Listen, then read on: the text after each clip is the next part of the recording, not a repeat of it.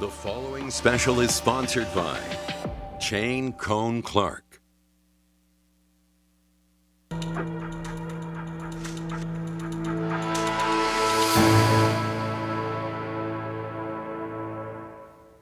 Good evening and thank you for joining us for Your Voice, Your Future Town Hall, Bakersfield Deadly Streets. I'm Michael Patterson. Year after year, the number of pedestrian deaths plague our county. The most recent report ranks metropolitan Bakersfield fourth most dangerous location for pedestrians in the country. Tonight we are taking a deep dive into the numbers and the solutions. But first, our Leslie Molina spoke with families who have been directly affected by the tragedy. Time and time again, the Bakersfield metro area makes it on a list, and oftentimes it's not for a good reason. Most recently for the number of pedestrian deaths and for having some of the worst drivers in the country. We're always hearing how Bakersfield has bad roads, bad drivers, and a staggering number of DUIs. If you've been tuning into our station the last few years, you're well aware of just how serious this is. First at 10, unbelievable new video tonight showing a speeding car going airborne and then We have seen it all, from reporting on flying cars in Wasco to the crash that happened hours just after the unveiling of a roundabout in Bear Mountain Boulevard. And a still developing story from this past Christmas when police say a drunk driver injured several people attending the parade in downtown Bakersfield. Because I just saw people get hit over someone getting drunk. Like, that doesn't make any sense to me. For the victims that survived, the scars linger even years after the crash. I would say be responsible. I mean, there's Ubers, there's so many ways that people do not need to be drinking and driving. Just think about other people, think about us. Like for the family of a 16-year-old Foothill High student, Ashley Cruz, who was ran over twice while crossing the street in 2016. She survived. Years later, we spoke to her mother, Davina McKay, who shared that her daughter still lives with the trauma. My daughter goes through a lot of pain, and she calls me all the time. And I told her that you guys are going to be out here today. If she wanted to tell me something to tell you guys, and she said, no, Mom, because it's too traumatic for her. And she's going through a lot still. She's in a lot of pain. She don't even live in Bakersfield no more. She don't want to be here. She said she'll never come back. She and other residents we spoke to blamed the lack of working pedestrian flashing beacons on the crosswalks and told us this was not the first time a student had been hit while crossing this exact same spot. Well, two girls that were walking to school are now in the hospital with major injuries after a grisly accident in East Bakersfield. Back in 2014, our station reported on two Foothill High students said that sustained serious injuries after they were hit by a distracted driver. Alex says this is a problem that repeats itself. It's difficult to see the sign behind the trees, and because of high speeds, cars often go out of control. So in January of this year, Eyewitness News wanted to see if things had improved, at least in Bakersfield. Data from the Bakersfield Police Department revealed that in 2023, there were over 12,000 hit and runs reported, over 800 DUI arrests made, and around 180 crashes involving pedestrians. Leslie Molina, Eyewitness News. And so, of course, it goes without saying, a very serious issue. So let's introduce you now to our panelists. Immediately to my right, Matt Clark, the managing partner with Cohn Clark Law Firm. Thank you for joining us. Thank you. And all the way to my right, we have Karina Funes, Policy Supervisor for the Blue Zone Project. Thank you for joining us. Thank you. And to my left, we have Assistant Police Chief with the Bakersfield Police Department, Brett Stratton. Brett, thank you for joining us. Thanks for having me. All right. And of course, like we talked about, this is a very serious issue that us and all of our organizations care very much about. So a little later on in our broadcast, we'll be meeting Paul Archer as well, a civil engineer with the Bakersfield Public Works Department. So let's jump right on in now to the numbers that we're going to be talking about right here. So a report by Smart Growth America has ranked the Bakersfield metropolitan area the fourth most dangerous location for pedestrians in the entire country, not just here in the state of California. Now, that study took a look at data from 2018 to 2022 and compared it to the 5-year period of 2013 to 2017. Now, those numbers revealed that 30 additional pedestrians died in the past 5 years.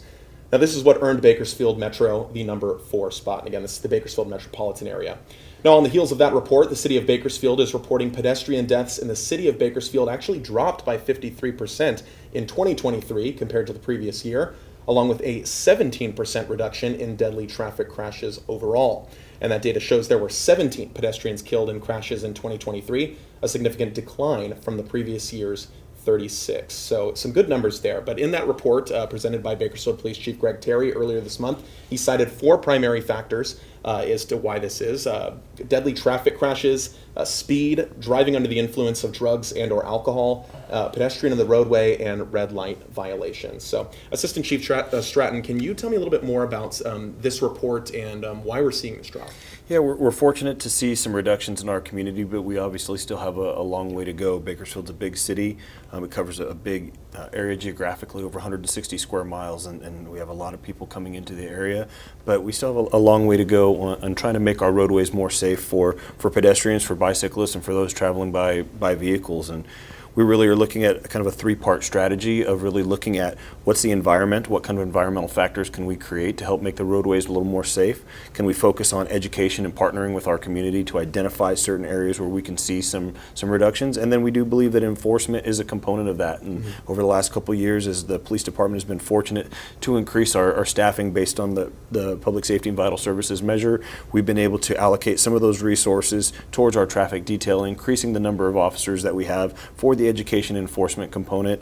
Motorcycle enforcement is a component of it as well, and just having more dedicated people where 40 hours a week, that's all they do is focus on roadway safety is a factor. But again, we see this as a multi-pronged effort, and the police department is really just one cog in that wheel. And we've definitely seen the enforcement on the streets there for sure. I mean, and a little bit about this year. What are you seeing this year? Yeah, thankfully the numbers are holding that year to date. We're continuing to see some decreases. Again, they're higher than we'd like them to be, but we're hoping to bring back some decreases in 2024 compared to the decreases we saw in 2023 as well. All right, good stuff. Thank you for that. And Karina, we talked about the law enforcement side just now. You're talking with people on the street. What are you hearing from them? Yeah, so we hear a lot of different things. People don't feel safe walking on our streets. So we've talked to community members, crossing guards, and a lot of them have expressed cars are just driving way too quickly. So we've had crossing guards talk about how they're getting kids across the street and there are cars that are just zooming by. So how can we get cars to really slow down so people can feel safe? And unfortunately, right, not everybody has the luxury to drive from point A to point B. Some people rely on public transportation and they have to walk to get to those bus stops. So how can we make the streets safer for everybody so everybody has a chance to be safe in our community? Yeah, because at the end of the day, right, we're all just trying to get to where we're going safely. Absolutely. So very important there. So Matt, I want to bring you in on this. Obviously, Sure. You're really familiar with these numbers as well. You're working a lot of times with families of people who are impacted by these terrible collisions. What are you hearing from them? Well, look, when you're talking about a pedestrian accident in particular, you're talking about somebody who's either been severely injured, life-changing kinds of injuries, or even more unfortunate, those incidents when I have a family in my office and they're mourning the loss of a loved one. And so, they look at these issues and what they immediately see is the pain that's surrounding them, their families, the people that love them. And then what they're looking for ultimately is change, right? Sure. I can't tell you, I know it sounds cliche, but most of them who come into my office, what they ultimately want is some change. They don't want to see another family go through this. They don't want to see another individual go through this. And so the things that we can do as a community to make our roadways safer, not just for pedestrians, I know that's really Karina's focus, but for other motorists on the road too. Anything that we can do as a community to make it safer, that's what, if you're asking about my client's perspective, that's one of the things that they're looking for. Well, I think that's kind of a good mindset to have, remembering that, when you maybe increase that speed a little too much, you drive recklessly, you're affecting people's lives. You're potentially you're ruining people's lives, Absolutely. potentially. And ruining your own. There are many people in this community who have been prosecuted, some currently being prosecuted for driving way, way in excess of the speed limit and killing somebody. Yeah, it is a problem for sure. All right, thank you, Matt. And of course, we're talking about the issues right here in this traffic safety town hall. We're going to be exploring some solutions right after this break, so we'll be right back.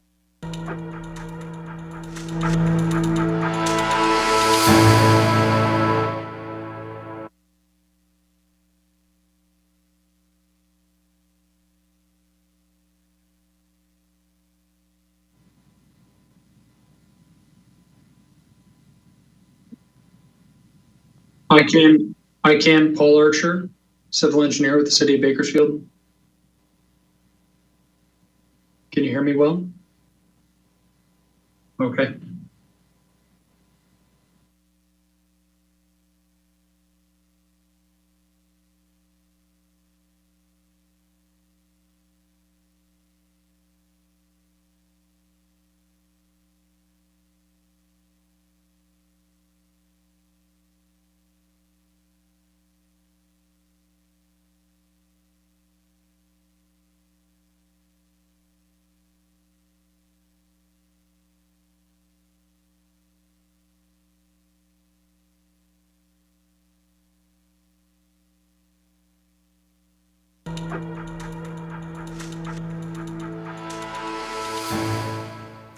Welcome back to Your Voice, Your Future, Town Hall, Bakersfield Deadly Streets. In the first portion of our show, we talked a lot about the causes of these deadly crashes, and now we turn to focus on some solutions. So joining us, our panel now from the city of Bakersfield is Paul Archer, a civil engineer in the city's Public Works Department. And Paul, if you're able to hear me, let's start with you now. What are some of the improvements the city of Bakersfield has made to reduce the number of deadly pedestrian crashes? And can you share a little bit more about the projects that are in the works? Absolutely, and thanks for having me. So for a couple of years now, the city has focused specifically on infrastructure improvements to increase safety and accessibility for pedestrians and bicyclists. We've coordinated with groups like Blue Zones and other advocacy groups, as well as the community and neighborhood organizations. We've installed enhancements such as improved crossings, radar feedback signs, speed humps, street lighting, as well as better signage and striping throughout the city. We've specifically targeted areas in the downtown core where you see higher pedestrian activity, as well as near parks and schools, and in locations where we've seen historically higher rates of pedestrian-involved crashes. We also rely on the public, though, in requests for speed reduction devices in their neighborhoods that the city can install. We've had several demonstration projects, such as the Niles and Monterey intersections at Beale. Honestly, those projects have had mixed reviews, but it aims to reduce traffic speeds along these corridors, particularly at these intersections due to higher numbers of vehicle pedestrian crashes. Finally, we have several large corridor projects we're currently working on in various stages of design, including Chester Avenue, H Street, Dr. Martin Luther King Jr. Boulevard, 18th, 19th Street, Monitor Street, and Niles and Monterey. And a few of these projects have secured construction funding, so we'll be making these improvements in the next few years. All right, so people definitely have some stuff to look forward to there. But one quick point that I kind of stood out there is, so if people in their neighborhood see, there's something they want to see in their neighborhood when it comes to traffic safety, Paul, should they be reaching out to you in the city? Absolutely. So they can call our traffic engineering division. They actually have a link on their website where you can hone into your neighborhood and request specific improvements. If you see people speeding, we can install speed humps relatively quickly. If you think that you need some radar feedback signs along your street or something like that, we have some of these quick build measures that we can have the public request, and we'll take a look at those and contact you at home so that we can try to make your street safer. All right, well, Paul, thank you very much for that. And one of the things you also touched on there, Paul, but I want to bring Karina in on this one, is that the Complete Streets Initiative. We hear that buzz phrase a lot. Tell me a little bit more about how your organization works with that. Absolutely. So Blue Zones Project Bakersfield focuses on evidence-based policies and strategies to make our community healthier, safer, and make the healthy choice the easy choice, and in this case, right, safe choice. And so one of the things that we really pushed for last year was a Complete Streets Ordinance. So the city of Bakersfield adopted the Complete Streets Ordinance, and so what that means is moving forward, the city of Bakersfield is going to, when they look at their streets, they're redoing them, planning them, restriping them, they're going to make sure that they're looking at it for all modes of transportation. It's not just for motorists, but also for bicyclists, for pedestrians. So one of the things that we're seeing around our community, right, are those new green bike lanes, right? Makes it very visible so you can see these bicyclists that are moving throughout our community. So we push for these types of policies because we want to make sure that we create the environment that allows people to move naturally throughout their community so they can be healthy but also be safer too. Absolutely. And we're going to bring in you as Assistant Chief Stratton. She touched on some of these things bringing in to perhaps make bicyclists more available or more visible.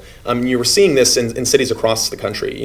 Some cities are lowering speed limits, yes. Some are installing traffic cameras. We've got some of those here. Could these kinds of methods work here, and are the Complete Streets ideas, are we really seeing a success in those statewide? Yeah, we do think that it's something that can work, and we've spent a lot of time doing some research ourselves and learning from the work that the Blue Zones Project is doing. And earlier when I talked about the environment, that's kind of one of the things that we see is these are some environmental factors of things that we can do and kind of take a step further. We think that there's some protected lanes that you could do for pedestrians and bicyclists, which in my opinion goes a little step farther because you can't completely change human behavior or human error or people that are speeding, but if you have these protected areas where there's barriers that are physically protecting pedestrians and bicyclists, we think that could go a long way from an environmental standpoint to really helping to see some of those reductions and make our roadways much more safe in our community. So the city is making great strides, and the police department is happy to partner up with the city as it relates to some of those environmental factors.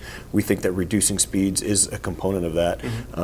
Reducing posted speeds may or may not be one idea, but just being able to get that compliance from people to slow down, because speed is one of the primary collision factors, if not the most frequent primary collision factor we see that's in common in collisions with vehicles, pedestrians, as well as with bicyclists. So we really need people to slow down. Yeah, absolutely. And of course, we talk about that, a big part of this is driver behavior, but I mean, also pedestrians, have a responsibility in this too. And Matt, real quick, in about 30 seconds, I mean, what can a pedestrian do to make sure that they're able to go on that walk and get home safely? Yeah, I mean, look, there's some obvious ones, right? If there's a sidewalk, walk on the sidewalk. Yeah.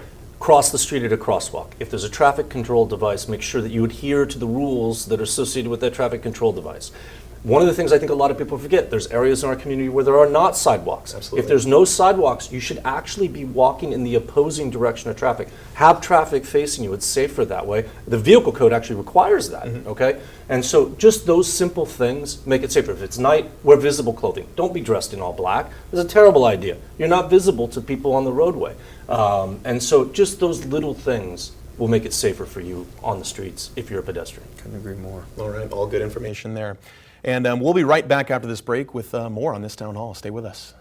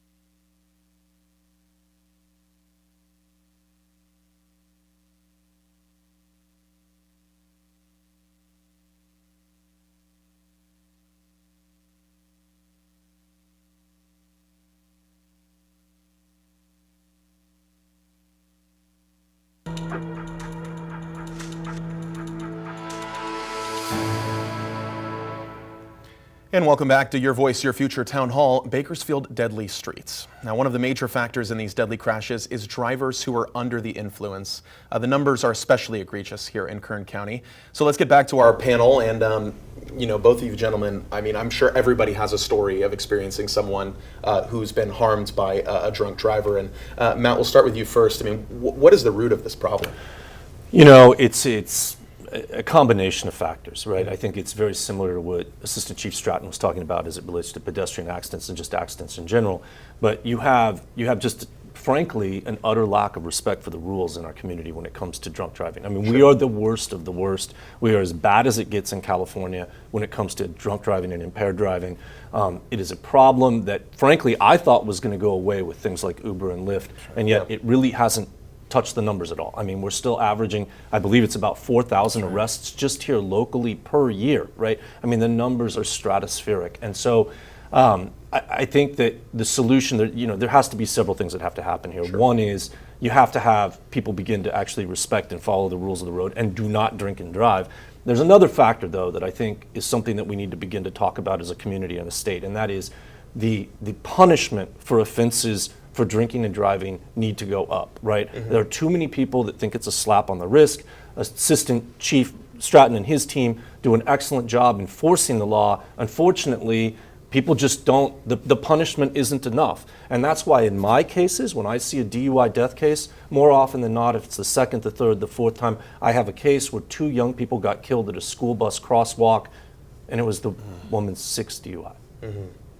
Well, and to kind of go off of that, and I want to stay focusing on it specifically when it comes to DUIs, but we're seeing across the state people are getting frustrated with a rise in retail crime, and there's kind of been a move to strengthen those laws. Do you think there's going to get to a point that maybe people just get so fed up with this that they're going to want to, there's going to be this movement to really change those Well, laws? I think in our community, we're already at that point, Sure. right? The numbers are terrible. The numbers are just, it is an embarrassment. There's the last time I looked at the numbers, there's one county in Florida that, if you look at per capita data, is worse than us when it comes to DUI and impaired driving arrests and impaired driving crashes, right?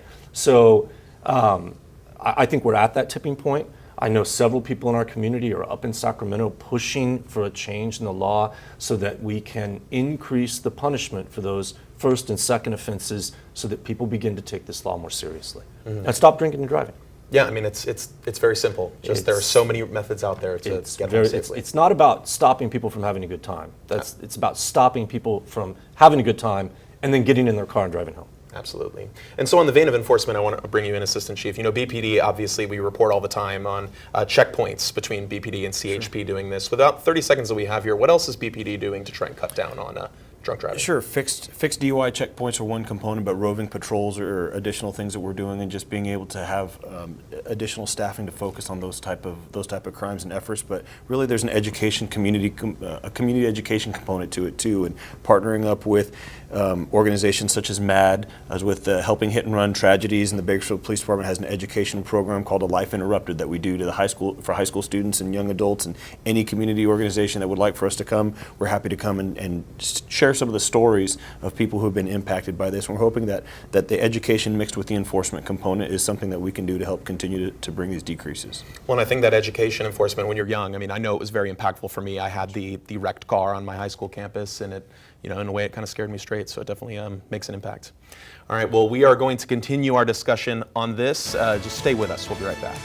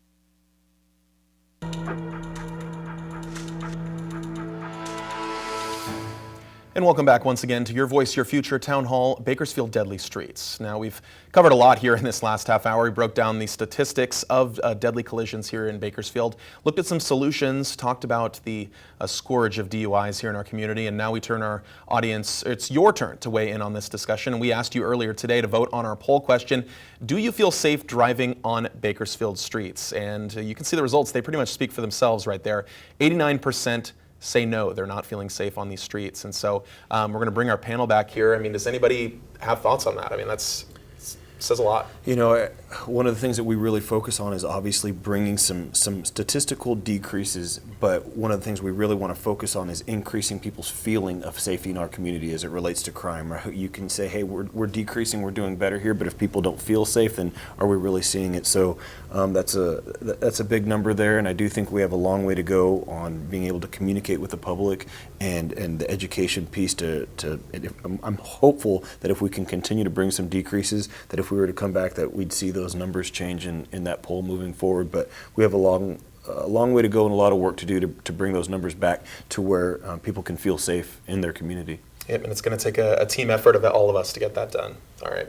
And so we're going to be wrapping things up here in just a minute, but I want to get some final thoughts from the rest of the panel. Karina, we'll start with you. Anything you want to say out to the community or touch on about this issue that affects all of us? I just feel like it takes a lot of different partners in order to address pedestrian safety. Our project has dedicated to try to reduce pedestrian fatalities by the end of our 5-year project. So we're working with the city, want to work with different partners to ensure that we can make our community safer. And one of those ways is through design, right? Making our environment a lot safer for our community. There's different types of things that we could do. For example, narrow lanes, right? If you ever drive in Los Angeles and there's those narrow lanes, you're driving a lot slower because you don't want to hit the car next to you. And unfortunately, in our community, sometimes some of the designs of our streets makes it easy for us to speed. So we want to work on how can we get our streets to be safer so everybody can feel safe. Definitely, definitely. Matt, your thoughts? Yeah, I think that things like we're doing right now, right? First of all, I thank you and the station for having us for this town hall. I think that this is important. I think it raises community awareness and we talk about the problem. I think things that Karina are doing with Blue Zones, I think things that Chief Stratton and BPD is doing with our public safety on the roadway. I mean, all of these things have to work together to improve the problem.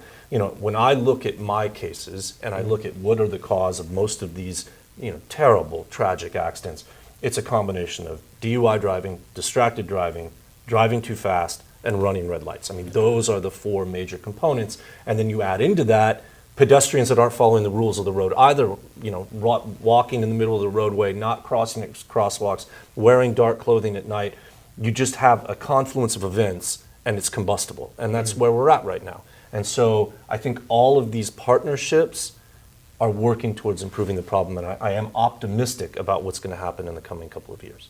Well, and that is one of the really great things, I think, from having this conversation and talking to people in general, is that everybody seems to want this to be better. It's just really working together to make sure that happens. And Assistant Chief Stratton, we actually about have a minute left. Your final thoughts? Yeah, one of the best parts about Bakersfield is here's the sense of community that we have, right? This is a large city. Like I said, it's the 9th largest city in the state, but it still has that small town feel. And the mission statement of the Bakersfield Police Department is to partner with our community to protect the lives and property of the people we serve. And I couldn't agree more. Just having conversations like this and being able to continue to further those partnerships, and we're open to working with anybody that we can out there, anybody that's watching, that we're happy to work, to present, we focus on enforcement, on anything that we can do to help try to make our roadways much more safe. But I share Mr. Clark's optimism in where we're going and the Blue Zone project and the work that they're doing. That I do think that this is something that's within our reach and something that our community can turn around and be proud of. And optimism definitely helps. All right. Well, thank you very much. I want to thank all of our panelists for joining us here, taking the time out to speak with us on this very important issue. And of course, I want to thank you at home, both watching on television and online on YouTube and our website, bakersfieldnow.com. If you want to find out more information about this subject, we have done extensive reporting on bakersfieldnow.com. But for now, thank you for joining us here at